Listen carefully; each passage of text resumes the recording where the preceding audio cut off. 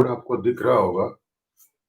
BPSC का जो GS paper है उसका एक टफ पोर्शन में आपको आज बताने वाला हूँ आज के क्लास में। वो है आपका अंतर्राष्ट्रीय संबंध। इस सेक्शन का प्रश्न अक्सर लोग नहीं लिख पाते हैं या लिखने के दौरान वो गलतियां कर देते हैं क्योंकि उन्हें बैकग्राउंड और कंसेप्ट की क्लियरिटी नहीं होती है। इसमें देखिए जो प्रश्न संभावित है उस पर ही चर्चा करेंगे। प्रश्न आपका जो आता है आज के पैटर्न में वो है आपका 38 अंक का।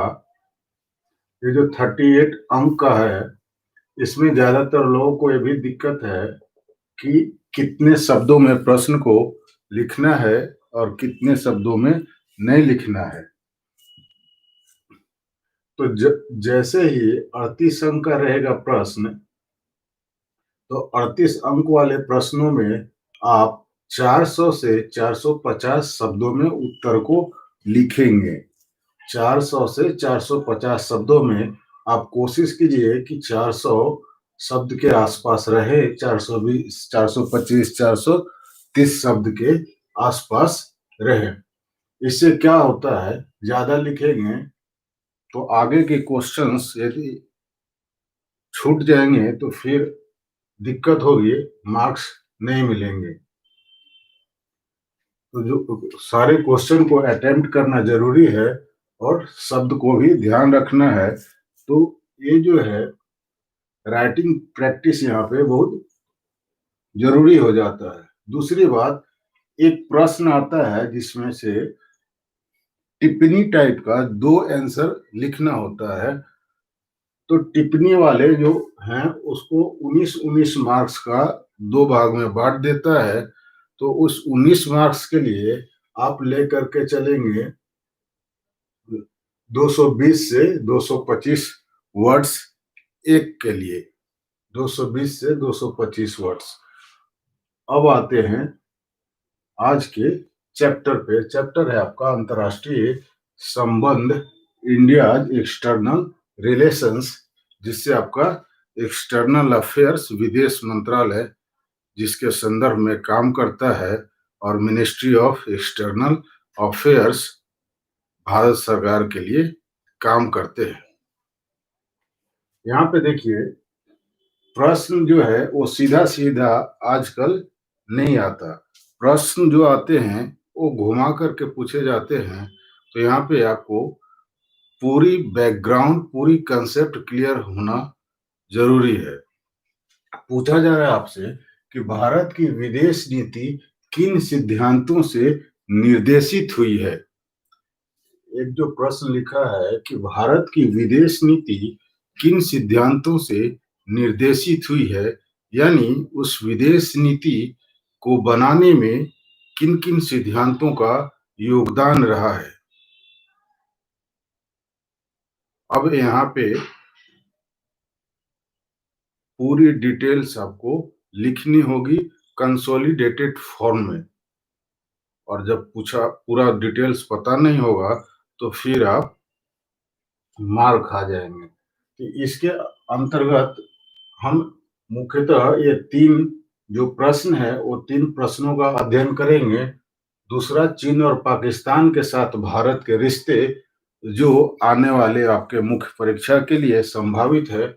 और तीसरा, भारत की परमाणु नीति का उद्भव किन स्थितियों में हुआ और भारत की परमाणु नीति क्या है।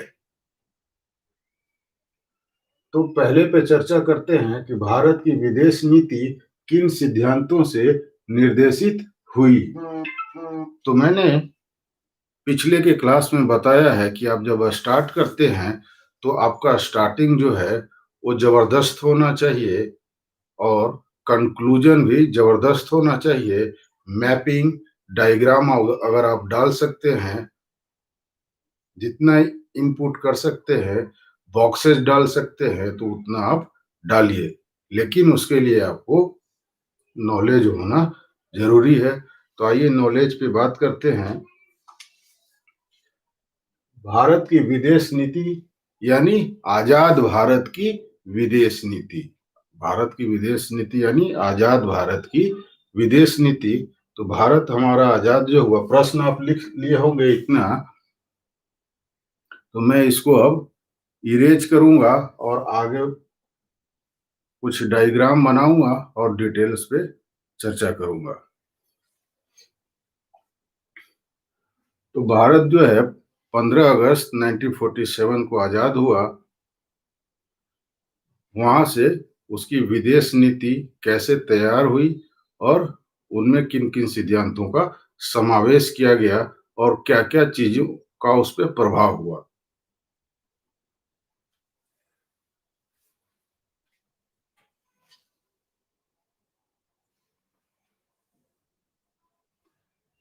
चलिए यहाँ पे हम इनको इरेज करते हैं।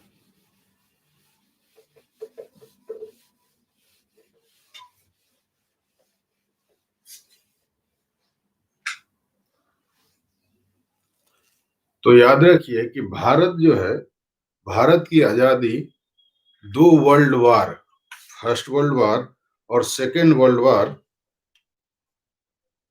के बीच ये स्वतंत्रता संघर्ष हुए, और उसके बाद सेकेंड वर्ल्ड वार जो है 1945 में 2 सितंबर 1945 को अंत हुआ और 15 अगस्त 1947 को, यानी 2 वर्ष बाद भारत को आजादी प्राप्त हुई। तो ये हम अभी कंसेप्ट को मैं बता रहा हूं ताकि इस प्रश्न को अगर किसी तरह से घुमाकर भी आपसे पूछा जाए तो आप उसे अच्छे तरह से लिख सके। तो पहला बात है कि भारत की आजादी स्वतंत्रता संघर्ष के दौरान 2 वर्ल्ड वार हुए, उसी बीच स्वतंत्रता संघर्ष चल रहे थे, तो उसका भी उस पर इफेक्ट आएगा। वो कैसे आएगा मैं आपको बताऊंगा। तो जो सेकेंड वर्ल्ड वार है,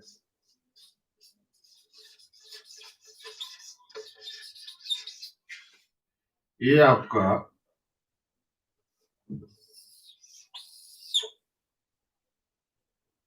1939 से 1945 तक चला, जब यूएसए ने क्या किया कि जापान पे परमाणु बम गिरा दिया, नागासाकी और हिरोशिमा पे। तो जापान जब सरेंडर कर देता है, उसके बाद क्या होता है कि वर्ल्ड वार बंद हो जाता है, सेकेंड वर्ल्ड वार बंद हो जाता है। ठीक है, 2 सितंबर है ये, 2 सितंबर 1945 को। उसके बाद क्या होता है कि इसके बंद होते ही यूएनओ की स्थापना होती है। यूएनओ की स्थापना होती है, यूनाइटेड नेशन ऑर्गेनाइजेशन की, ताकि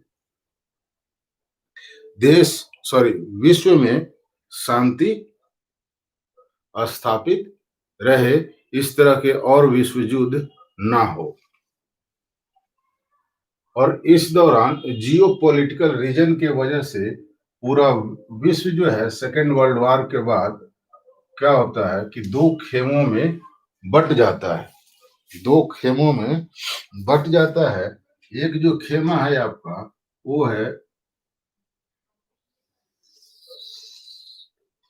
यूएसए का, और दूसरा जो खेमा है वो है आपका यूएसएसआर का,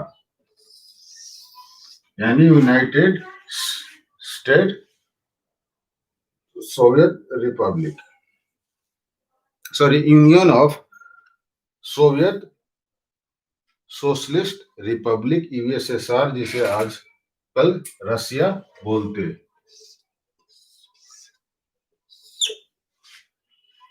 तो इसके बाद ये वर्ल्ड जो है 2 खेमों में बट गया, और इसने क्या किया, गुटबाजी स्टार्ट हो गई।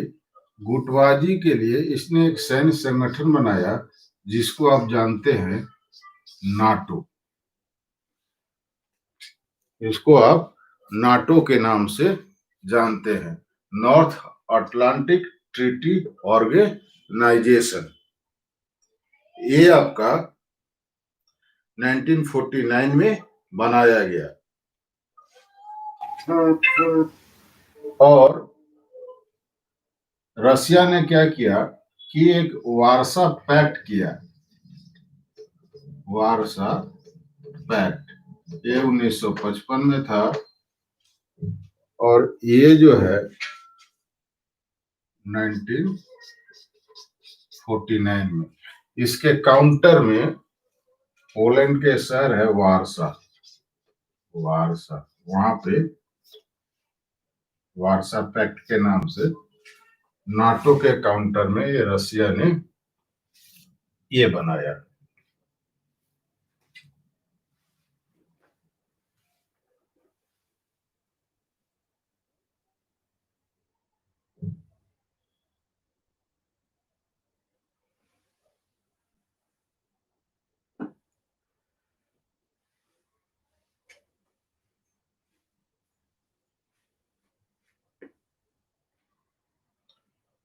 यहाँ इसकी स्थापना तो कर दी, लेकिन इन दोनों के बीच क्या हो गया,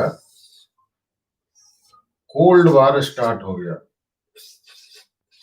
शीत युद्ध जिसे बोलते हैं, कोल्ड वार, ये है आपका 1947 से 1991 तक।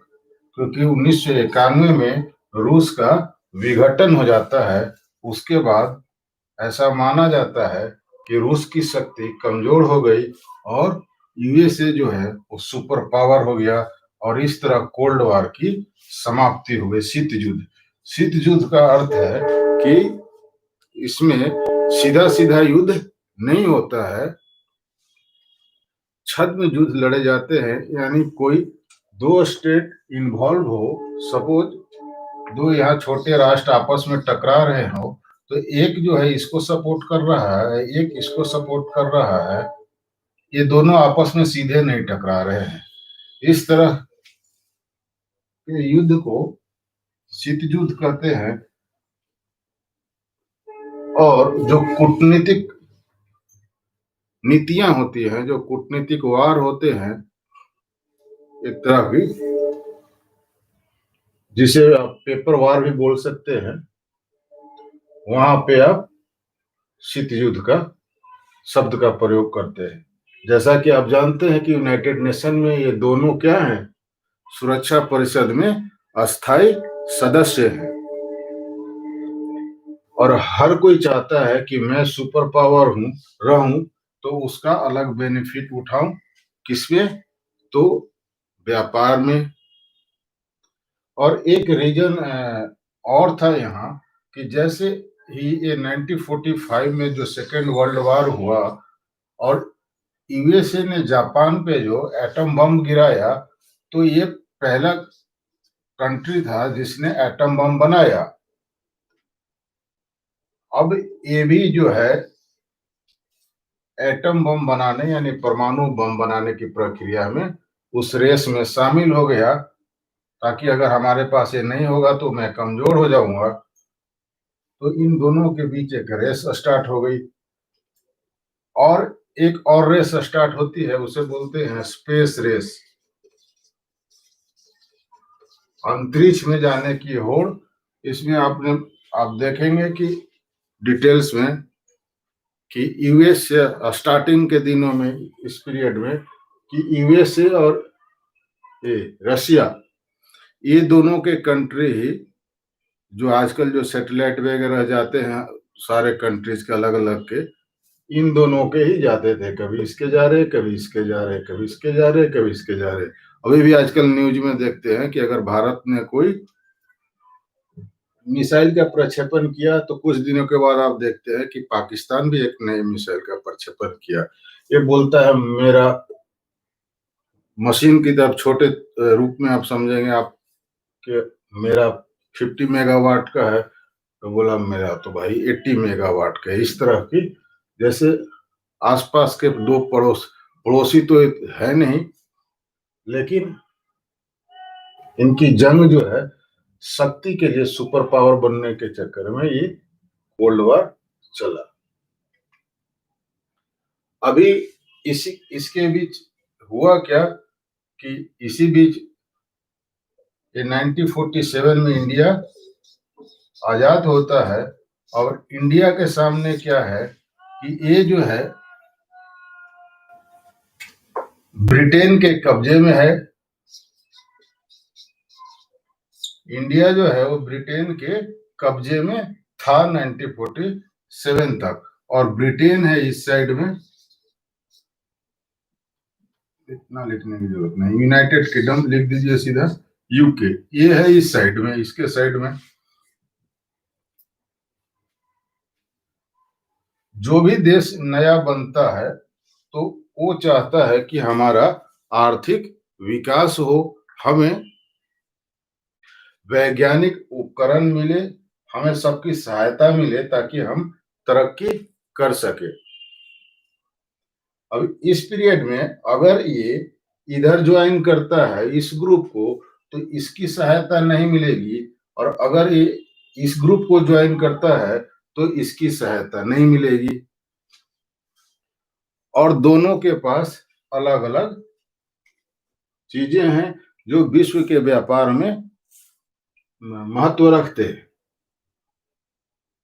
इनके पास टेक्नोलॉजी है, इनके पास भी टेक्नोलॉजी है, अलग तरह की टेक्नोलॉजी है। मेडिसिन की जरूरत है, इनके पास भी अलग है। इनके हमें क्या करना है, हम नए नए अभी हमारा घर बना है, हमें बसना है, तो हम अगर किसी से पंगा लेते हैं, दोनों में से किसी से, इतनी बड़ी शक्तियों से, तो हमारी तरक्की नहीं होगी। इस विदेश नीति को समझिए कि हमारी विदेश नीति कहाँ पे आकर के किन सिद्धांतों से निर्देशित हुई है। मैं वहीं पे हूं, वहीं पे आ रहा हूं, इसके पीछे की कहानी बता रहा हूं, ये जानना जरूरी है। सीधे लिखना शुरू कर देंगे फिर वो मार्क्स नहीं मिलेगा। तो 1947 में आजाद हुआ, अगर दोनों में से किसी से पंगा लेते हैं तो हमें सहायता अगर एक तरफ आएंगे तो दूसरे से नहीं, इधर आएंगे तो इससे नहीं, तो हमें क्या करना है, दोनों से थोड़ी थोड़ी मदद लेनी है ताकि हम अपना विकास कर सके। इसलिए भारत ने क्या किया कि ये किसी ग्रुप में नहीं गया, किसी ग्रुप में नहीं गया। और यहाँ पे अगर नीचे स्क्रीन दिख रहा है आपको, तो अब इसको इरेज कर देता हूं।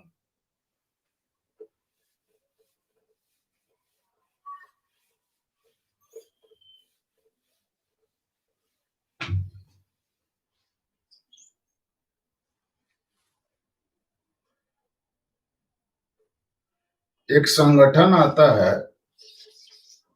नॉन अलाइंड मूवमेंट,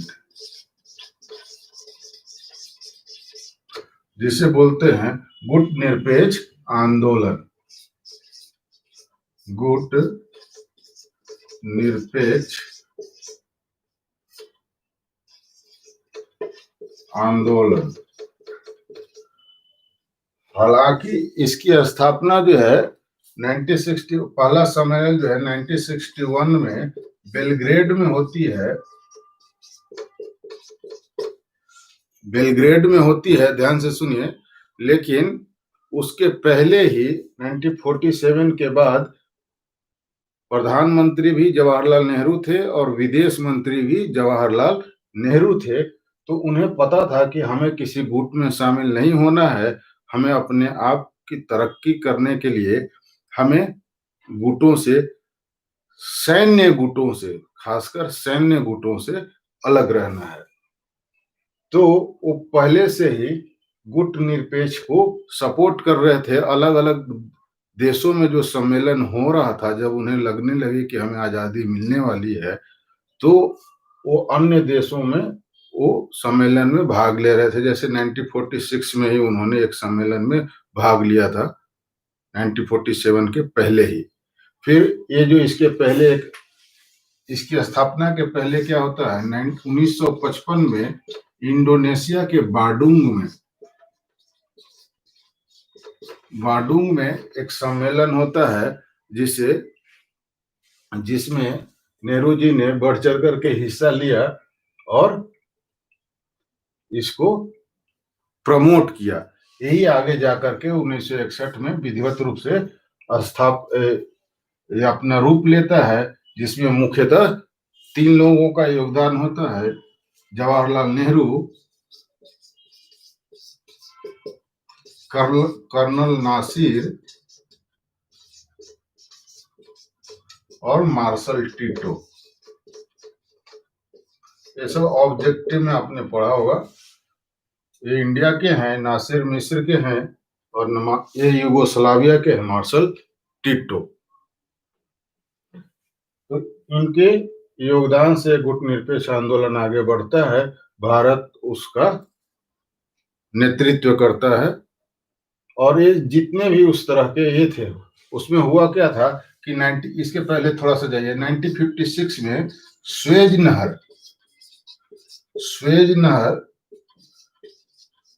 स्वेज नहर के मुद्दे पर, स्वेज नहर मिस्र में, ये देखिए कर्नल नासिर, स्वेज नहर वहां पे वो ब्रिटेन का आधिपत्य था, उस पे उसने एक जंग की स्थिति उत्पन्न कर दी, जिसका भारत ने विरोध किया, स्वेज नहर। तो यही फिर ये आकर के ये सारे इकट्ठे होते हैं विश्व के नेता, और इस गुटनिरपेक्ष आंदोलन को कि हम किसी गुट में रहेंगे तो हमारी तरक्की रुक जाएगी।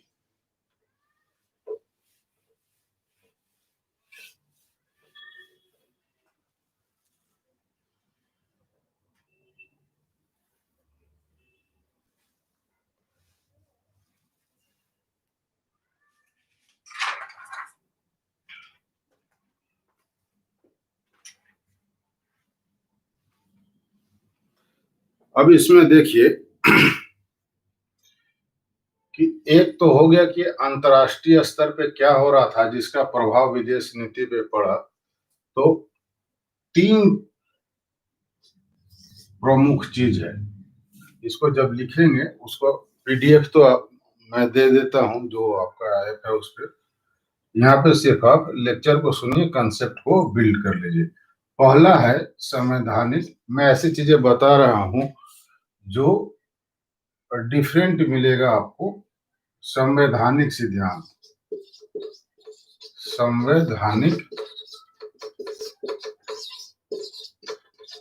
सिद्धांत। जब आप आंसर को डिफरेंट लिखेंगे तो आपको मार्क्स मिलता है, डिफरेंट नहीं लिखते तो मार्क्स नहीं मिलता। अब विदेश नीति में संवैधानिक सिद्धांत कहां से आ गया, ये आपको थोड़ा सोचने वाली बात है, क्योंकि विदेश नीति जो है आजादी के बाद बनी है, और इसमें संविधान तो आपका पहले ही बन करके तैयार हो गया है ना। लागू हुआ है आपका 26 जनवरी विथ इफेक्ट फ्रॉम, कोई कमेंट भी नहीं करते भाई। ठीक है, ये सुनिए। तो संवैधानिक सिद्धांत में आपने पढ़ा होगा कि मौलिक कर्तव्य, जो संविधान के भाग में जो मौलिक कर्तव्य हैं, उसके अनुच्छेद 51 में यह चर्चा की गई है कि अंतर्राष्ट्रीय शांति और सुरक्षा के बढ़ावे के लिए राज्य के निर्दिष्ट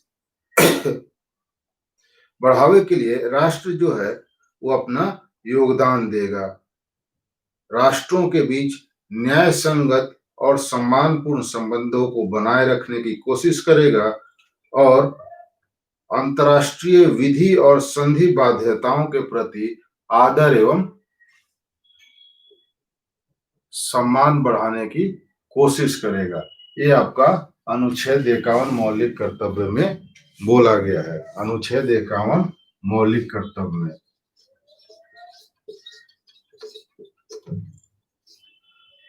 सॉरी मौलिक,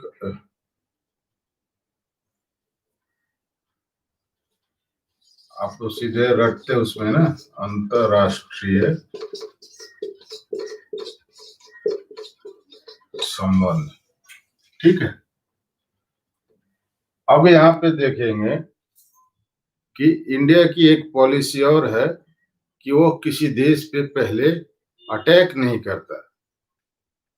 वो वो किसी देश पे पहले अटैक नहीं करता है, यानी कि वो कहां से आया, फिर वो पहले किसी देश पे इंडिया आपने कभी देखा आज तक या सुना हो, या छोटा से छोटा देश हो, वो कितना भी उत्पात मचा रहा हो किसी बंदर की तरह, लेकिन इंडिया उस पर पहले अटैक नहीं करता है। ये कहां से आया? ये जो है वो गांधी जी का जो सत्य और अहिंसा,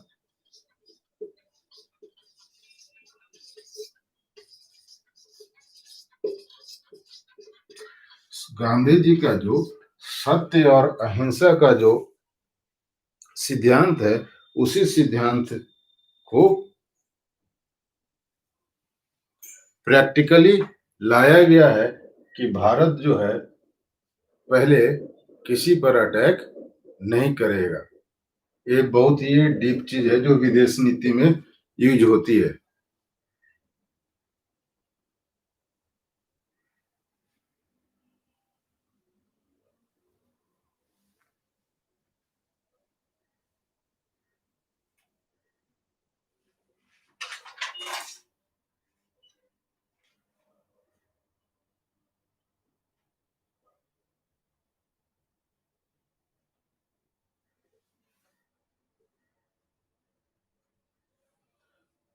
तो संवैधानिक में जब लिखेंगे तो अनुच्छेद 51 में जितनी बातें लिखी गई है उसको, इसमें 3-4 पॉइंट है, इसको लिख देंगे, इसको लिख देंगे, तो फिर वो एक पैरा बन जाएगा, वो काफी हो जाएगा। फिर ये दूसरा बात लिखेंगे, नेहरू की भूमिका, या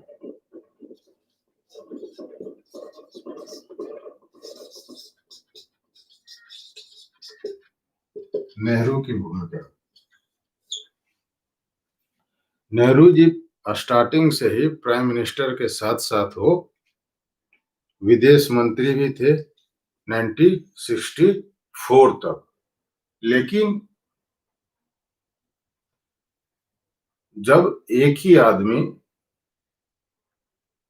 कई जिम्मेवारियों को संभालता है तो उस दौरान क्या होता है, वो ज्यादा सोचने लगता है और ज्यादा अच्छा करने के चक्कर में वो कुछ गलतियां भी कर जाता है। वो गलतियां क्या थी वो आगे देखेंगे, लेकिन नेहरू की भूमिका यानी नेहरू जी का इन पे विदेश नीति के सिद्धांत पे क्या प्रभाव पड़ा उसको सुनिए। तो जो भी नेशनल एजेंडा उस समय तैयार होते थे वो उसमें नेहरू जी की भूमिका महत्वपूर्ण होती थी,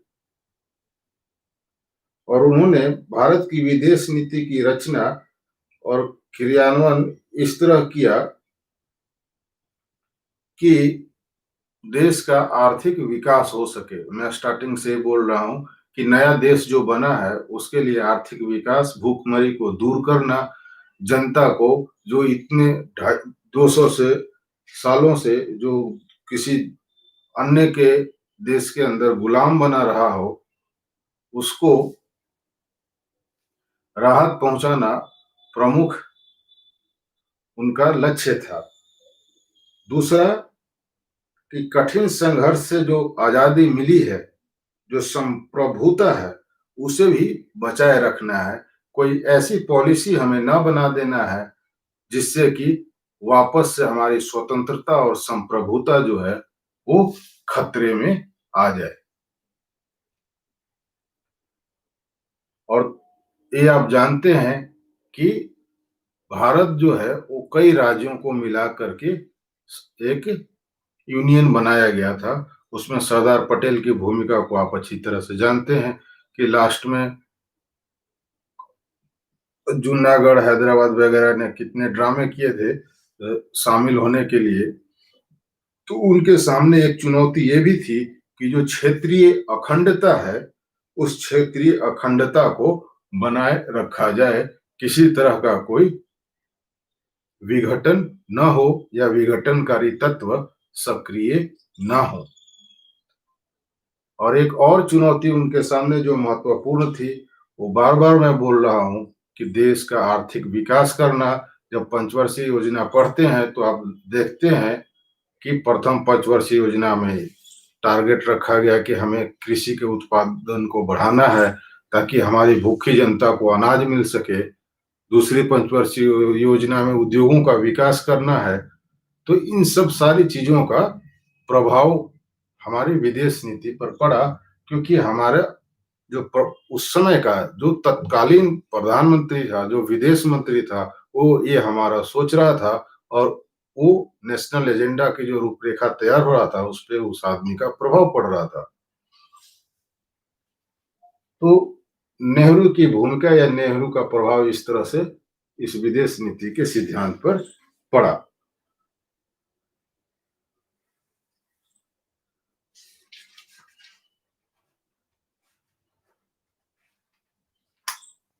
और तीसरा पॉइंट जो लिखेंगे, जैसे कि जो मैंने चर्चा किया, इसके पहले एक लिख देंगे,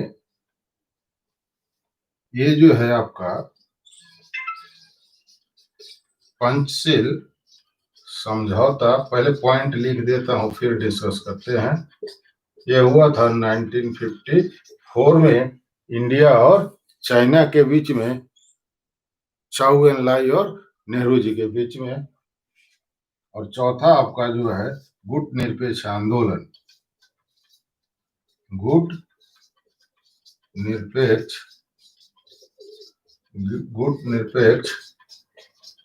आंदोलन 1961, वो बताया आपको।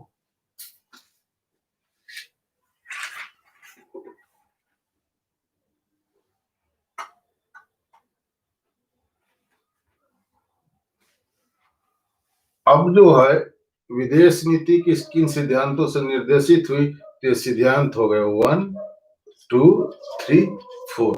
अब इसी को हम लिखेंगे, इसको एक्सप्लेन करेंगे, बताएंगे एग्जाम्पल के साथ, और इसको इन शब्दों तक ले जाएंगे, इस रेंज में ले जाएंगे आपको। और जिस तरह से इसमें चीजें डालनी है, इनपुट करनी है, उसको हम डालते जाएंगे। ठीक है। अब गुट निरपेक्ष आंदोलन में क्या क्या चीज, सॉरी, पंचशील जो था, पंचशील में आप जानते हैं, पंचशील ये जो है बौद्ध धर्म से संबंधित सिद्धांत था। उसके पहले की कहानी ये है कि जब 1949 में चाइना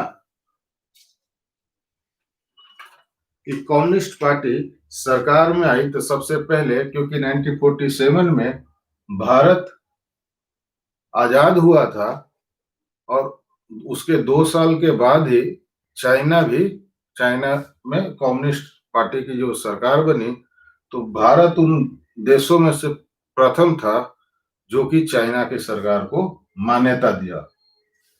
उसके बाद देखिए कैसे रूपरेखा बदलती है और चीन के साथ जो कहानी है वो भी बदलती है।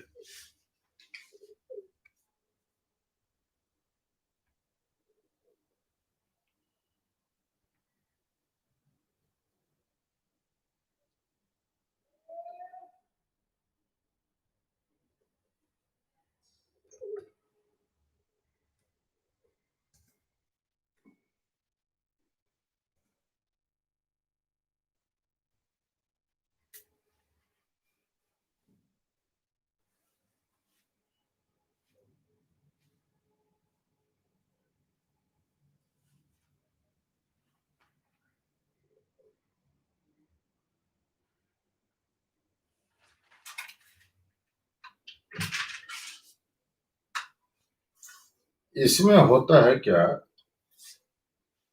कि चीन जो है वो तिब्बत पे कब्जा कर लेता है। चीन तिब्बत पे कब्जा कर लेता है। कई बार तिब्बत पे चीन ने कब्जा किया और तिब्बत ने अपने आप को फ्री डिक्लेयर किया। अब उस तिब्बत के मुद्दों को लेकर के और चीन की आक्रामक नीतियां, जो दूसरे के जमीनों को बार बार बोलता है, इंडिया का खास करके लद्दाख वाले क्षेत्र में जिसे अक्साई चीन बोलते हैं, और अरुणाचल प्रदेश वाले क्षेत्र में, तो उसके जमीन को हड़पने की नीति जो थी वही जो है विवाद का कारण बनता है और संबंध उसके साथ खराब होते हैं। तो जब 1950 में तिब्बत को अपने कब्जे में ले लिया, तो उसके बाद क्या होता है, आगे चल करके दलाई लामा जो है उसके धर्मगुरु, वो शरण लेते हैं, शरण मांगते हैं, राजनीतिक शरण मांगते हैं भारत से। तो भारत जो है उनको शरण दे देता है हिमाचल प्रदेश के धर्मशाला में। तो वो बाद की बात है, उसके बाद संबंध खराब होते हैं और चीन का जो युद्ध है, चीन के साथ जो हमारा युद्ध है वो बाद में होता है। लेकिन उसके पहले एक समझौता करते हैं नेहरू जी चीन के प्राइम मिनिस्टर के साथ कि हम जो है 5 सील, सील मतलब व्रत होता है एक तरह का, ये बौद्ध धर्म का वर्ड है, शब्द है, हम इसका पालन करेंगे ताकि हमारे संबंध हमेशा अच्छे बने रहें। तो ये 5 सिद्धांतों के प्रतिपालन में भारत की शांति प्रियता की निशानी झलकती है। इसमें नेहरू जी ने क्या किया कि बहुत ही तत्परता दिखाई और 29 अप्रैल 1954 को तिब्बत के प्रश्न पर भारत और चीन के बीच एक समझौता हुआ, जिसमें चाउ एन लाई और नेहरू जी ने हस्ताक्षर किए। क्योंकि चीन ये मान रहा था कि भारत जो है चीन के आंतरिक मामलों में दखल दे रहा है, क्योंकि तिब्बत के प्रश्न पे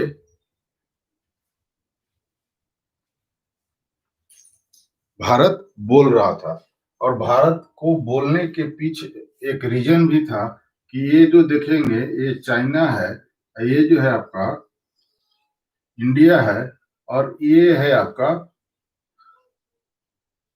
सॉरी, ये है आपका तिब्बत, ये है तिब्बत, ये है चीन, ये है भारत। तो ये जब यहां तक घुस गया है, यहां तक ये क्या है, बफर स्टेट का काम कर रहा है तिब्बत। बफर स्टेट, अगर आप समझते हो बफर स्टेट, तो ये बफर स्टेट का काम कर रहा है। ये जब यहां तक ये घुस गया है, तो इसे फिर टेंशन होना लाजमी है कि ये धीरे धीरे आगे की ओर बढ़ेगा, क्योंकि इसकी नीतियां आक्रामक है। तब ये इसके साथ समझौता करना हो गया, ताकि इसे समझौता करके रोका जा सके। लेकिन जिसकी नीयत खराब हो, उसे आप पेपर पे साइन करवा ले, या जो हमारी भाषा में बोलते हैं कि गंगा जल में जा करके, गंगा में जाने के बाद भी वो बोले कि मैं सच बोल रहा हूं, तो उसकी बातों पर विश्वास नहीं किया जा सकता। ठीक उसी तरह चीन निकला और बाद में 1962 में उसने अटैक कर दिया। तो हमें उस पर अभी नहीं जाना है। जब हम संबंधों की चर्चा करेंगे, भारत चीन के संबंध की, तब हम दर्शाएंगे, हम लिखेंगे पंचशील समझौते को। और पंचशील समझौते में क्या कहा गया था कि एक दूसरे की प्रादेशिक अखंडता और सर्वोच्च सत्ता के लिए पारस्परिक सम्मान की भावना रखेंगे, और दूसरा पॉइंट, अनाक्रमण की नीति अपनाएंगे, यानी एक दूसरे पर आक्रमण नहीं करेंगे। तीसरा, आंतरिक मामलों में हस्तक्षेप नहीं करेंगे, यानी अहस्तक्षेप की नीति अपनाएंगे। चौथा पॉइंट था पंचशील का कि समानता एवं पारस्परिक लाभ की भावना को विकसित करेंगे। और 5वां पॉइंट, पंचशील का 5वां पॉइंट, शांतिपूर्ण सह अस्तित्व रखेंगे।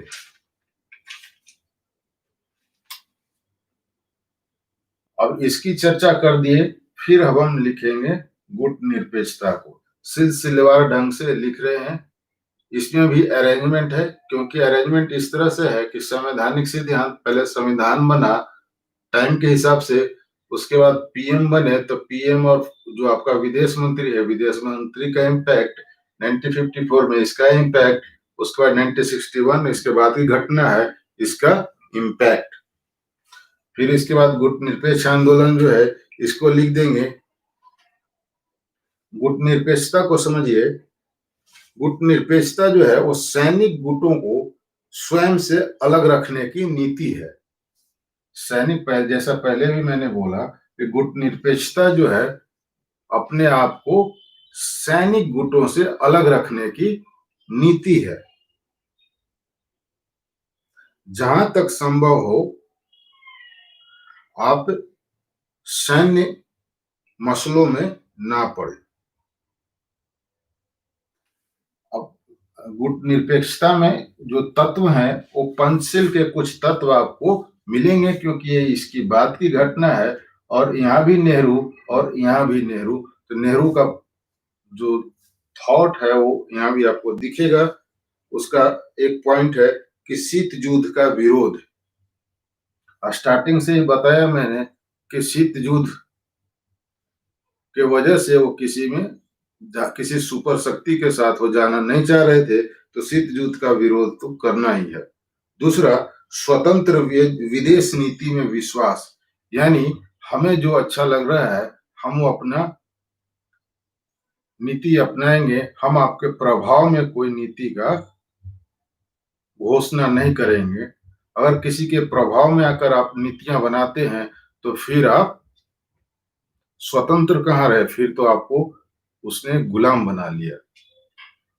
नेक्स्ट पॉइंट था कि शांतिपूर्ण सह अस्तित्व और अहस्तक्षेप। ये आपको पंचशील में भी देखने को मिला। विकास के लिए आपसी सहयोग और नव उपनिवेशवाद का विरोध। ये इतने सारे पॉइंट गुट निरपेक्ष आंदोलन में लिख देंगे और फिर इसको कंक्लूड करेंगे। इस तरह से भारत की विदेश नीति किन सिद्धांतों से निर्देशित हुई है, ये आपका प्रश्न कंप्लीट हो जाएगा। इसमें से कुछ पंच लाइन मैं आपको बता देता हूं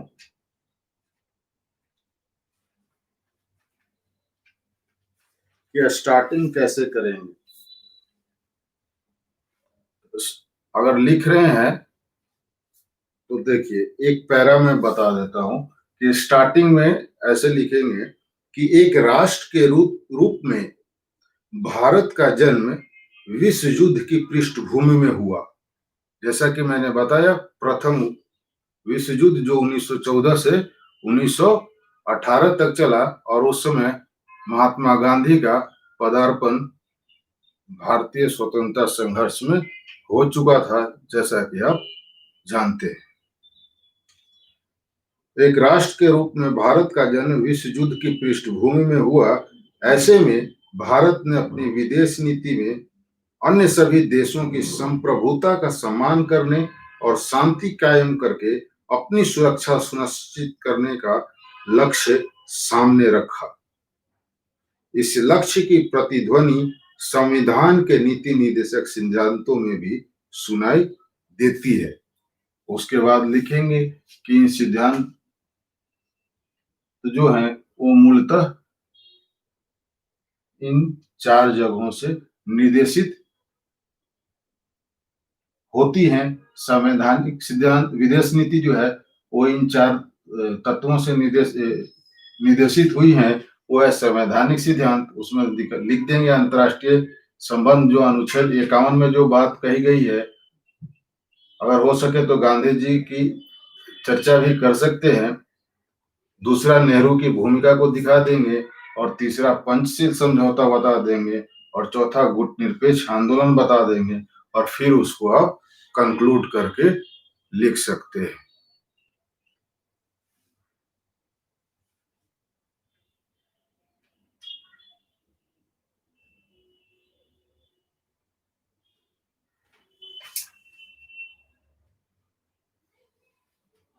और चीन इतना धूर्त था कि 1962 में 1962 में जब इसने भारत पे आक्रमण किया, उस समय चल क्या रहा था, क्यूबा संकट चल रहा था। क्यूबा एक कंट्री है जो जहां पे कम्युनिस्ट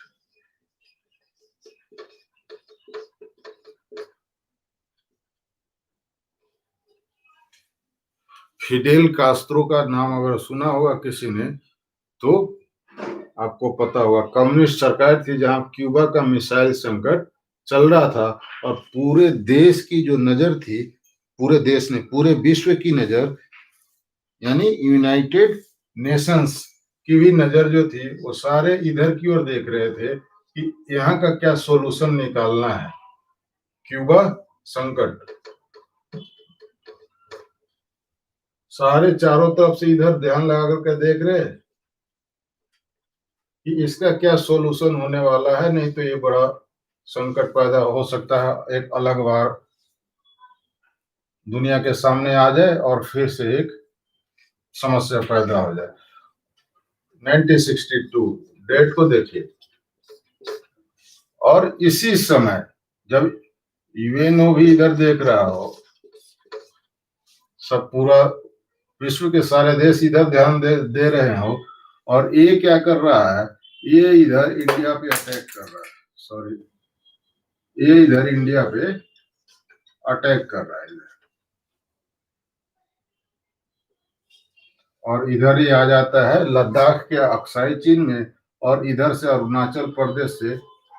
यहाँ पर तो इंडियन आर्मी ने रोक दिया था लद्दाख क्षेत्र में, लेकिन इस अरुणाचल प्रदेश वाले क्षेत्र में ये असम के मैदानी भागों तक आकर के घुस गए थे।